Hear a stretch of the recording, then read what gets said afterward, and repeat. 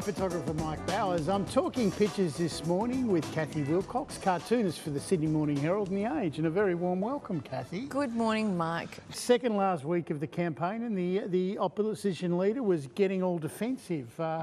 He sort of waited till the last moment, didn't he? There seems to be a sort of a haphazard feel somewhat about the policy. So here we are. What have we got? Harry Bruce. Locked on, and there he is, Dutton's in the defence policy plane and breaking other big guns, Peter. Yeah, these would be Pete-seeking missiles.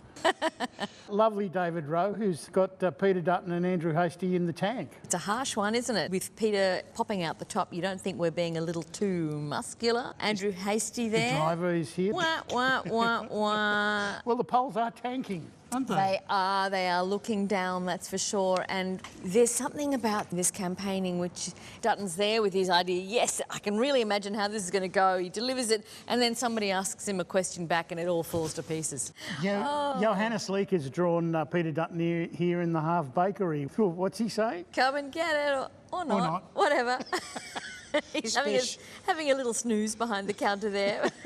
Specials, pies in the sky, policy turnovers, ham-fists. It was all roads lead to Rome, as the death of Pope Francis seemed to halt the actual campaigns for a while. It casts everything else in a different sort of light, you know. It sort of made our politics look even smaller than it can be. When you've got a campaign that straddles both Easter and Anzac Day with no separation, it was always going to be a circuitous route to the finish line. And Brett Lethbridge has picked up on that, the start and finish around tariffs and Easter and Pope and Anzac Day. The obstacle course. Yeah. As soon as the news broke that the Pope Francis had died, both leaders made a pilgrimage. The Prime Minister went to St Patrick's in Melbourne, and Peter Dutton went to St Mary's in Sydney.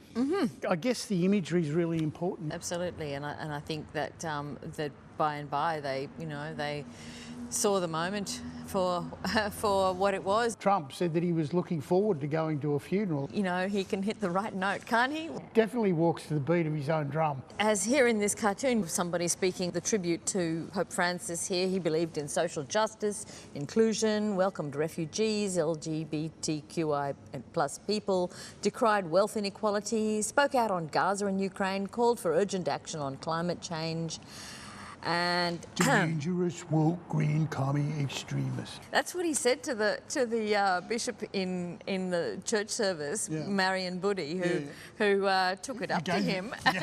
Gave him a little lecture at the start. Peter Dutton hasn't had the best of campaigns, but I think he's hoping some of these last-minute policies will put him back in pole position. Look, he's really brainstorming there. Look, I don't want to panic, but we've less than 2 weeks to turn this around. The boss says not to worry. He's onto it.